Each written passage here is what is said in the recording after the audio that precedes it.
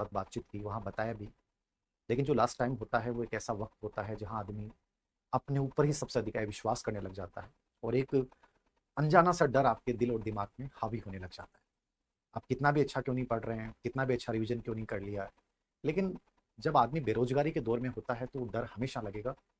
और उस डर को चाहे मैं कितना ही मोटिवेट क्यों ना कर दूं, फिर भी वो डर अपने दिल दिमाग में रहता है। देखो, मैं ये नहीं कहता कि उस डर को आप उखाड़ फेंको, डर के ऊपर विजय प्राप्त कर लो। ये सब चीज़ें बहुत अलग है। आप जिस परिस्थिति में होते हैं, जहाँ होते हैं, एक ही तरीका होता है कि शांत हो जाए, और शांत होकर जितना कर सकते हैं उतना करने का प्रयास करना चाहिए। दो चीज़ें हैं। जब इंसान एग्जाम से पहले जाता है तो उसके दिमाग में कंप्लीटली यही होना चाहिए कि मुझे अपना बेहतर देना है। एग्जाम में क्या होगा, पेपर हैंडलिंग कैसे करोगे, वहाँ की सिचुएशंस कैसे रहेगी। और उसके बाद नहीं होता है तो सिंपल सा तरीका है कि शायद अपना वक्त नहीं आया था, इसलिए अपन बेटर नहीं कर पाए, आगे अपन और बेटर करेंगे। ये दिल और दिमाग में दो चीजें रखनी है। मतलब कहीं ना कहीं अपने आप के डर को खत्म करने के लिए भाग्यवाद का सहारा लेना मैं गलत नहीं समझता। लेकिन जब तक आप परीक्षा देने जा रहे हैं तब तक आपको केवल एक ही बात पे विश्वास रखना है, और वो है कि अपन जितना समेट सकते हैं, जितने अच्छे से चीजों को कवर कर सकते हैं, उतना कवर करने का प्रयास करना चाहिए। और ये वो टाइम होता है जहां आप औरों से आगे निकलने का प्रयास कर सकते हैं। आज मैं इस वीडियो के माध्यम से ग्रेड फर्स्ट में जो फर्स्ट पेपर में एजुकेशनल साइकोलॉजी आएगी, नंबर 2 पे आपके सेकंड पेपर में आईसीटी पेडागोजी आएगी। क्योंकि आईसीटी पेडागोजी का इन्होंने कंप्लीट सिलेबस चेंज किया है तो वहाँ कुछ चीज़ें नहीं है। मैं शॉर्ट एंड स्वीट आपको लास्ट टाइम के हिसाब से कुछ चीज़ें बता रहा हूँ। आपने यद्यपि पढ़ लिया होगा, कोर्स में मैंने बच्चों को एक चीज़ समझाई है कि आपको ये चीज़ पढ़नी है, ये चीज़ नहीं पढ़नी, यहाँ से ऐसा प्रश्न आएगा। बट ये वीडियो उन सब बच्चों के लिए जिन्होंने बुक्स पढ़ी है और जिनको लग रहा है कि सर क्या चीज़ें अब लास्ट में, उन चीज़ों को कम से कम हम ना छोड़ें। साइकोलॉजी में आपके 4 या 5 प्रश्न आएंगे। यदि 15 प्रश्न आते हैं तो हो सकता है 6-7 आ जाएं, लेकिन वो तो पेपर 31 तारीख को पेपर देखने के बाद आइडिया लगेगा। 31 तारीख वाले पेपर के बाद मैं और भी चीजें बता सकता हूँ आगामी पेपर के लिए, लेकिन जब तक 31 का वेट करना पड़ेगा। उससे पहले पहला टॉपिक शिक्षा मनोविज्ञान है। उसमें जो सिलेबस की हेडलाइन है उसको पकड़ के रहिए। शिक्षा मनोविज्ञान का प्रकृति, क्षेत्र और प्रभावी शिक्षण के लिए निहितार्थ। मतलब आपको प्रकृति का मतलब क्या पढ़ना है। शिक्षा मनोविज्ञान वैज्ञानिक है, विकासशील है, अनुप्रयुक्त विज्ञान है, विधायक या सकारात्मक विज्ञान क्यों है, और वैज्ञानिक शुद्ध विज्ञान क्यों नहीं है। वो 5-6 उदाहरणाएं पढ़नी है। शिक्षा मनोविज्ञान के अवयव में अधिगमकर्ता, अधिगम प्रक्रिया, अधिगम स्थिति में क्या क्या आता है पढ़ना है। शिक्षा मनोविज्ञान का विकास कैसे शुरू हुआ, फ्रांसिस गाल्टन के योगदान से, स्टैनली हॉल के योगदान से, जॉन डीवी के योगदान से, विलियम वुंट, विलियम जेम्स के योगदान से, थॉर्नडाइक के पढ़ना है। शिक्षा मनोविज्ञान से पहले का जो पार्ट है वो छोड़ दें इस टाइम में। शिक्षा मनोविज्ञान की परिभाषाएं जितनी भी हैं जो मैंने बताई हैं कि पूरी पीवाईक्यू में आई है, क्योंकि आपके पास मेरे अनुसार पीवाईक्यू वाली बुकलेट जरूर होगी और हर बच्चे के पास होनी भी चाहिए थी, पर नहीं ले पाए, कोई बात नहीं है अब। लेकिन वो बहुत बेहतरीन किताब थी, उससे एक आइडिया लगता है आपको। तो वो परिभाषाएं जो आई हैं वो कम से कम वो जरूर देख लें। फिर शिक्षा मनोविज्ञान का क्षेत्र क्या है, तो क्षेत्र और उपयोगिता एक ही होती है कि जो शिक्षा मनोविज्ञान में अपन किन चीजों का अध्ययन करेंगे। उसमें 3-4 बिंदु, जैसे ग्रुप डायनेमिक्स तो बहुत प्रश्न आए, अपवादात्मक बच्चों में बहुत प्रश्न आए, शिक्षा मनोविज्ञान एज ए टीचर क्यों उपयोगी है, एज ए बच्चे के लिए क्यों उपयोगी है, प्रभावी शिक्षण में उसकी कैसे योगदान दे सकते हैं। तो प्रभावी शिक्षण का मतलब है कि आपको अप्लाइड प्रश्न पूछेगा, और as a teacher, as a classroom आप एजुकेशनल साइकोलॉजी का प्रयोग बच्चे के हित में कैसे कर सकते हो। और ये बिंदु रटने की जरूरत नहीं होती, बिल्कुल समझने वाला बिंदु है। ये मैंने बहुत सारे प्रश्न भी ऐसे बनाए जिससे आपको एक आइडिया लगे। तो इन 3-4 बिंदु फोकस करें, बाकी विधियां वगैरह ये सब छोड़ दें। सेकंड टॉपिक किशोर अधिगमकर्ता का विकास। तो सर ये बहुत बड़ा टॉपिक है, तो आपको केवल क्या करना है, किशोर अवस्था पढ़नी है। और किशोर अवस्था में भी क्या पढ़ना है, किशोर अवस्था में शारीरिक विकास के मुख्य बिंदु क्या है, जैसे गौण लक्षण और मूल यौन लक्षण, उन पे बहुत प्रश्न आए तो वो आपको याद रखना है। सिर का विकास वाला प्रश्न, मांसपेशियों वाला, सिर्फ वही बिंदु फोकस करें, शेष अवस्था बाल अवस्था छोड़ दें। ऐसे ही आप मानसिक विकास में जाते हैं तो जीन पियाजे पूरा पढ़ लें, बाकी छोड़ दें। जीन पियाजे पढ़ लिया तो आपका कंप्लीट कवर हो गया, और जीन पियाजे में भी मूर्त संक्रियात्मक, औपचारिक संक्रियात्मक ढंग से कवर कर लिया, तो वहां से प्रश्न आ जाएगा, बाकी जीन छोड़ दें। ऐसे ही जैसे सामाजिक विकास में जाते हैं तो इरिक्शन और ब्रॉन बेनर पढ़ लें, और ब्रॉन बेनर भी नहीं पढ़े तो इरिक्शन का जो 5वीं अवस्था है उसको थोड़ा सा समझ लें, पहचान भूमिका संकट, वहां से लगभग प्रश्न आता है, बाकी चीजें नहीं आती। ऐसे ही संवेगात्मक विकास पढ़ रहे हैं तो इमोशनल डेवलपमेंट पे आप विलियम मैकडूगल का थोड़ा सा पढ़ के जाएं, और मिलियम डेलुई सा किशोर अवस्था में इमोशंस की क्या विशेषताएं होती हैं, जैसे किशोर अवस्था में सामाजिक विकास की क्या विशेषताएं होती हैं, वो प्रश्न पूछता है। ऐसे ही किशोर अवस्था में संवेगात्मक विकास, तो डायरेक्ट आप किशोर अवस्था पर फोकस कीजिए। तो वहां आपको वो पढ़ना है, ब्रिजेज वाला थोड़ा सा देख सकते हैं, संवेगों की प्रकृति में प्रश्न पहले पूछे गए हैं, इस बार शायद इतने प्रश्न नहीं बनेंगे, तो डायरेक्ट किशोर अवस्था पे फोकस कीजिए, बाकी छोड़ दें। ऐसे जब नैतिक विकास पढ़ रहे हैं तो आप पियाजे और कोहलबर्ग ढंग से पढ़ के जाएं। कोहलबर्ग के उदाहरणों को समझिए कि पांचों जो 6 अवस्थाएं बताई, उन 6 अवस्थाओं में किसका तात्पर्य क्या है। ऐसे पियाजे की स्वायत्त और प्रायत नैतिक अवस्था क्या है, बाकी चीजें छोड़ दें। और जैसे आप लास्ट में जाते हैं तो आपके भाषा विकास जोड़ा गया है, तो भाषा विकास कर पहली बार जोड़ा गया है, लेकिन चूंकि किशोर अवस्था के विकास से भी साइकोलॉजी में कितने प्रश्न बनेंगे, 1 या 2 प्रश्न पूछ सकता है, तो भाषा विकास में यदि पूछता है तो वो ये वाइगोत्स्की वाला सिद्धांत पे पूछ लिया, या नॉम चॉम्स्की के पूछ लिया, भाषा विकास को प्रभावित करने वाले कारक पूछ लिए, या किशोर अवस्था में भाषा का स्वरूप क्या होता है, वो हल्का सा देख सकते हैं 3 या 4 मिनट का, बाकी छोड़ते हैं। ऐसे जब अधिगम में आते हैं, अधिगम बहुत बड़ा टॉपिक है, तो अधिगम में सर क्या पढ़ें, तो अधिगम में लास्ट टाइम के हिसाब से आप कम से कम ये कर लो कि व्यवहारवाद में जिन आपका पावलोव स्किनर के कॉन्सेप्ट को ढंग से समझ जाएं, ठीक है। हल भी पिछली बार आया तो हल को भी देख सकते हैं, बुथरी वगैरह आप छोड़ सकते हैं, नाम देखो तो इसके अलावा, ठीक है। तो ये 2 सिद्धांत ढंग से पढ़िए, इनके कॉन्सेप्ट समझिए। फिर संज्ञानवाद में जाते हैं तो अल्बर्ट बांडुरा अंतर्दृष्टि का सिद्धांत, टॉलमैन और कुर्ट लेविन, चारों हल्के से तो पढ़ने ही पड़ेंगे। मेन कॉन्सेप्ट क्या है वो तो देखने ही पड़ेंगे आपको, क्योंकि किसी एक पे प्रश्न आएगा। लेकिन आपको लगता है सर इतना भी नहीं पढ़ सकते, तो कंस्ट्रक्टिव अप्रोच जो निर्मितवादी उपागम है उसमें एज ए टीचर का रोल, उसके तत्व है, ठीक है, और 5E 7E की अवधारणा, इनको ढंग से पढ़ के जाइए, क्योंकि इन पे बहुत प्रश्न आने की संभावना है। और ये 3 ही सिलेबस में लिखे हुए हैं, तो ट्रांसफर ऑफ लर्निंग वगैरह ये सब छोड़ दें, ठीक है ना, बाकी नहीं देखें, तो इन सिद्धांतों पे थोड़ा सा फोकस करें। उसके बाद जैसे अपन चौथे टॉपिक में आते हैं, मानसिक स्वास्थ्य। तो मेंटल हेल्थ पे लगभग ग्रेड फर्स्ट में पहले डेफिनेशन ज्यादा आती थी, तो डेफिनेशन में किसकी पूछी गई है वो कम से कम देख लो, लेडेल, करो एंड करो, ठीक है, हेडफील्ड, आपका जेम्स ड्रेवर, कुप्पुस्वामी, तो ये ढंग से देख लीजिए, और कार्ल मेनिंगर।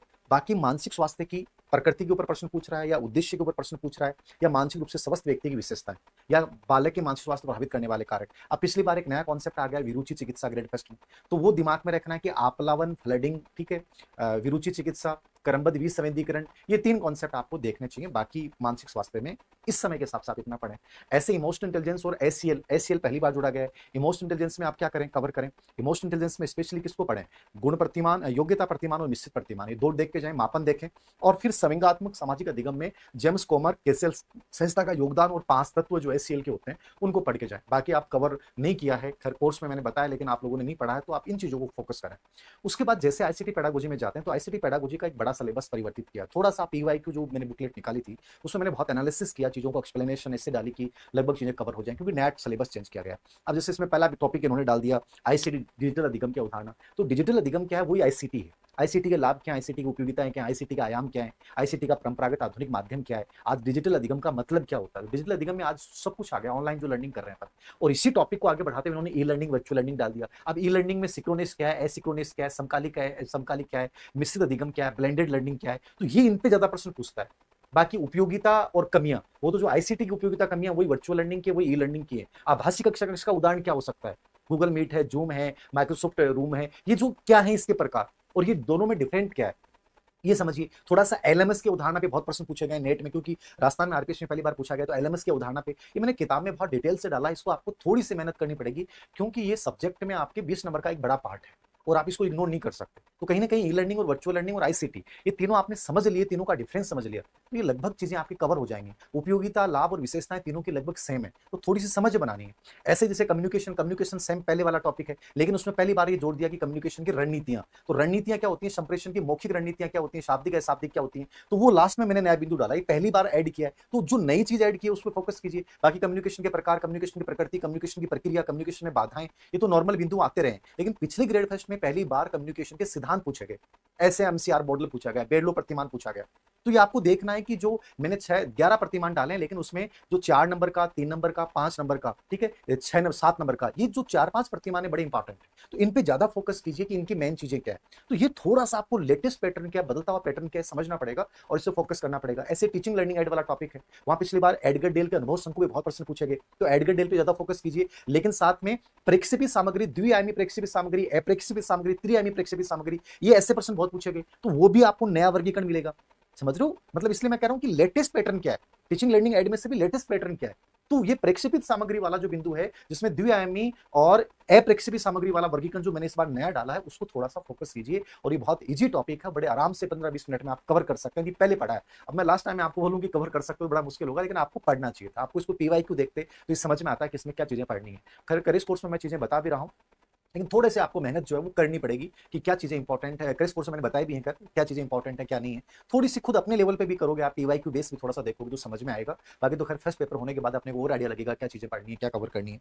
इसके अलावा आपके लास्ट टॉपिक है शिक्षण अधिगम मूल्यांकन में प्रौद्योगिकी का एकीकरण। एकीकरण का मतलब होता है कि आज टेक्नोलॉजी के जितने भी टूल्स हैं उनको अपन एजुकेशन में कैसे प्रयोग कर सकते हैं। तो वहां पे एक ट्रेप मॉडल है, इसके जो मॉडल है उन पे प्रश्न पूछा जाता है। तो ये मॉडल्स जो हैं, अब जैसे आप कह दोगे सर ये अपन पढ़ें कि नहीं पढ़ें, आईसीटी कंप्यूटर वाला पार्ट देखेंगे नहीं देखें, ये 2 अलग चीजें हैं। लेकिन इसमें सीएल और सीआई इस बार सिलेबस में नहीं डाला, लेकिन सीएल और सीआई सबसे इंपॉर्टेंट टॉपिक और आईसीटी का पार्ट है। तो सीएल और सीआई तो आपको पढ़ के जाना है, कंप्यूटर पे भी पिछली बार एक दो प्रश्न आए, लेकिन आप नहीं पढ़ पाए, कोई बात नहीं है। लेकिन कम से कम जो प्रौद्योगिकी एकीकरण पहली बार जोड़ा गया है, उसमें जो टीपीएससी के मॉडल है वो मोस्ट इंपॉर्टेंट है, ठीक है। ऐसे टीआईपी मॉडल है, एसोट मॉडल है, ठीक है, टीआई मॉडल है, लेकिन आप टीपीसी के जो मॉडल है उसको थोड़ा फोकस कीजिए। और प्रौद्योगिकी एकीकरण का मतलब क्या होता है, सूक्ष्मीकरण का मतलब क्या होता है, अभिसरण का मतलब क्या होता है, ये तीन चार, अभिसरण क्या होता है, सूक्ष्मीकरण क्या होता है, ये दो तीन चीजें, ब्लेंडेड लर्निंग क्या होता है, ठीक है ना, एआर क्या होता है, वीआर क्या होता है, जितने भी एआई के जितने कॉन्सेप्ट आज आ रहे हैं उनमें क्या क्या चीज शामिल है, वो थोड़ा सा देखोगे तो शिक्षण निगम प्रौद्योगिकी एकीकरण पूरी हो जाएगी।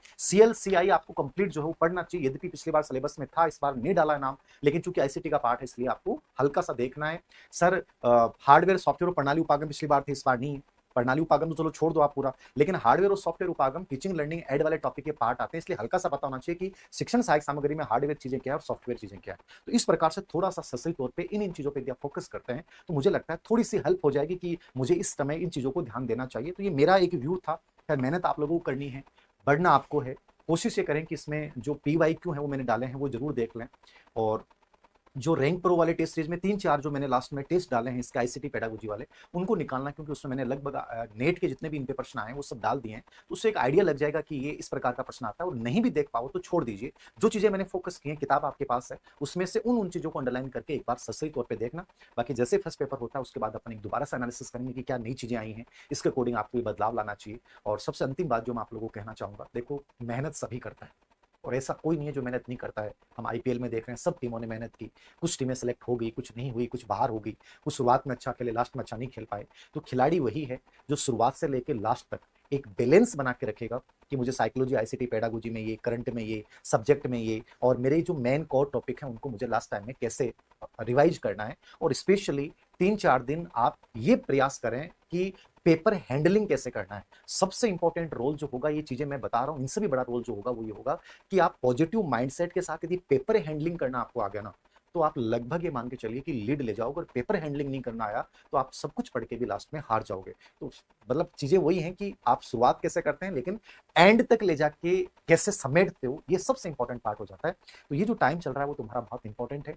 उम्मीद करता हूं आप इसको बड़े शांत मन से इन बातों को सुनेंगे भी, अप्लाई भी करेंगे। और देखो चीजें, कुछ चीजें अपने हाथ में नहीं होती, अपने हाथ में केवल होती है कि अपन एक सटीक दिशा में एक सच्ची मेहनत करें, और बाकी परिणाम देखा जाएगा जो होगा।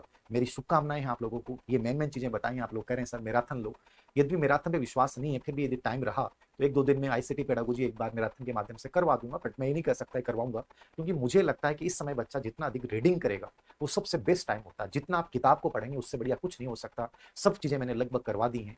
फिर भी आप ये कोशिश करें कि इस समय सोशल मीडिया से बचिए। यूट्यूब पे मैराथन के बजाय बेहतर होगा कि आप इस समय मेन चीजों पे फोकस करें। रीडिंग जितनी करेंगे, जितने शांत रहेंगे, उतना बेटर रिजल्ट आने की संभावना रहेगी। तो आपको ढेर सारी शुभकामनाएं। एक एग्जाम से 2 दिन पहले अपन पेपर हैंडलिंग को लेकर एक छोटा सा वीडियो बनाऊंगा कि कैसे आपको करना चाहिए, 5 या 10 मिनट लास्ट, तो उस पर अपन एक चर्चा कर लेंगे। बाकी आप अपने हिसाब से प्रयास करते रहें। धन्यवाद।